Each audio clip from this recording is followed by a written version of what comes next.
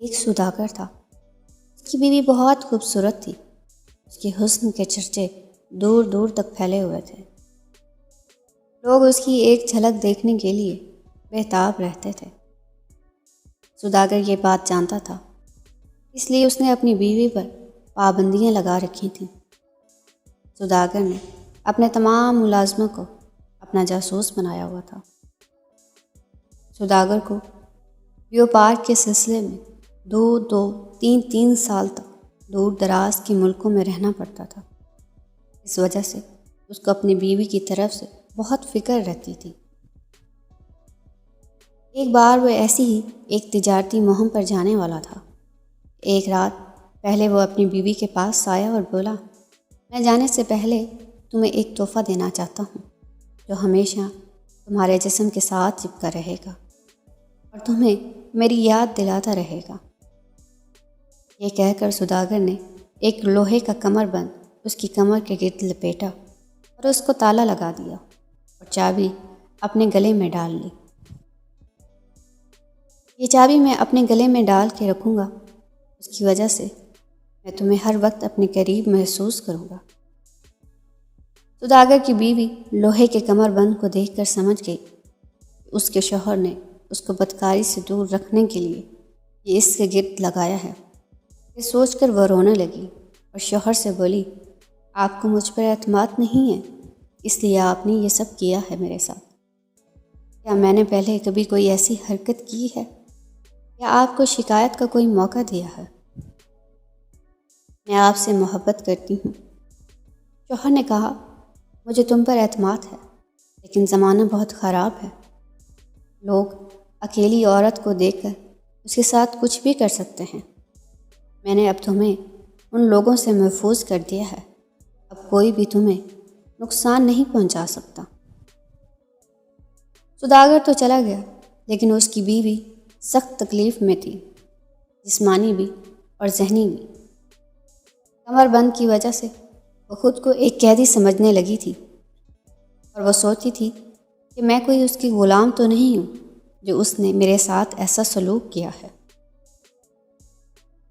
اور یہ سب اس کے لیے بے پناہ حسن کی وجہ سے تھا۔ اگر وہ اتنی حسین نہ ہوتی تو اس کے ساتھ یہ سلوک نہ ہوتا۔ وہ اپنے شوہر کے سلوک کو یاد کر کے اور اپنے حسن کو آئینے میں دیکھ کر بہت افسردہ ہو جاتی تھی۔ بند کھڑکیوں اور دروازوں سے باہر اسے کتنے ہی لوگوں کی آوازیں سنائی دیتی تھیں جو اس کے حسن کی شان میں قصیدے پڑھتے تھے، لیکن وہ کبھی بھی باہر نہیں جانتی تھی کیونکہ وہ اپنے شوہر سے بہت محبت کرتی تھی۔ ان آوازوں کو سن کر اس کے ملازم بھی چکنے ہو جاتے تھے، مگر کبھی کبھی اس کا دل کرتا وہ کھڑکی کھول کر اپنے عاشقوں کو دیکھے۔ لیکن کبھی کبھی اس کے دل میں یہ خیال بھی آتا کہ اس کے عاشقوں میں کوئی بھی اتنا بہادر نہیں ہے کہ وہ اس محل کی اونچی دیواریں پھلانگ کر آئے اور اسے اٹھا کر لے جائے۔ کبھی بھی وہ اپنے اس خیال سے بہت تسکین حاصل کرتی کہ کوئی آئے اور اسے اغوا کر کے لے جائے کہیں بہت دور، جہاں سے کوئی اس کو نہ دیکھ سکے۔ مگر جب وہ کسی مرد سے جسمانی تعلق کا سوچتی تو اس کی آنکھوں سے آنسو جارو ہو جاتے تھے کہ اس کی کمر کی وجہ سے وہ کسی کی کام کی نہیں تھی۔ ایک مرتبہ سوداگر کی بیوی کے کانوں میں کسی گانے والے کی آواز آئی۔ اس کی آواز میں ایسا درد تھا اور سوز تھا کہ اسے رہا نہ گیا، اور اس نے اپنے ملازموں کو اپنے زیور دیے اور کہا، اس گانے والے کو بلا لاؤ، میں اس کا گانا سننا چاہتی ہوں، مجھے میرے شوہر کی بہت یاد آتی ہے۔ وہ اس علاقے کا مشہور گانے والا تھا، اس کی آواز میں بلاغت کا جادو تھا۔ لوگ اس کی آواز سن کر وجد میں آنے لگتے تھے، لیکن یہ بھی سچ تھا کہ وہ اس کا عاشق تھا، اور اس طرح بلائے جانے پر اس کو یقین نہیں ہو رہا تھا کہ اس کی محبوبہ اس کے سامنے ہے۔ اس نے پوچھا، اے حسینہ عالم، میں آپ کی کون سی خدمت سر انجام دے سکتا ہوں؟ سوداگر کی بیوی نے اس گانے والے کے مردانہ حسن پر پہلی ہی نظر میں عاشق ہو گئی، لیکن وہ ملازموں کی موجودگی میں کچھ بھی نہیں کہنا چاہتی تھی۔ اس نے گانے والے سے کہا، میں اپنے شوہر کے غم میں پریشان ہوں، جس کے لوٹنے کی ابھی 2-3 سال تک کوئی توقع نہیں ہے۔ مجھے کوئی ایسی غزل سناؤ جس سے میرے دل کو تسلی ملے۔ اس نے اس کو ایک بہت ہی درد بھری پرسوز آواز میں غزل سنائی، جس کو سن کر وہ بہت حد تک مطمئن ہو گئی تھی۔ اس غزل گانے والے نے اپنے دل کی بات بھی اس کو بتا دی تھی۔ الغرض اب وہ روز ہی اس سوداگر کے گھر آنے لگا تھا۔ اب ملازموں کو بھی تسلی ہو گئی تھی، وہ اپنے شوہر کی ہی وفادار ہے۔ ایک دن سوداگر کی بیوی نے اس سے پوچھا کہ آپ کی آواز میں اس قدر سوز کیوں ہے؟ کیا تم کسی سے محبت کرتے ہو؟ گانے والے نے کہا، میرے والدین بچپن ہی میں وفات پا گئے تھے، اور میں جب سے ہی ادھر ادھر گھوم کر گانے گاتا ہوں، مجھے موسیقی سے دلی رغبت ہے۔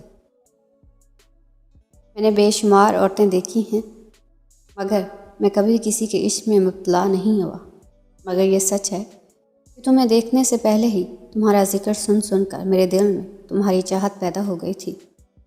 ابھی وہ اپنے دل کی بات پوری بھی نہ کر سکا تھا کہ سوداگر کی بیوی نے اسے وہیں روک دیا۔ اس نے کہا، میں تمہارے جذبات سمجھ سکتی ہوں، مگر میں اپنے شوہر کی پاک دامن بیوی ہوں۔ میں اس سے زیادہ کچھ نہیں کر سکتی کہ تم کبھی کبھی یہاں آ جایا کرو۔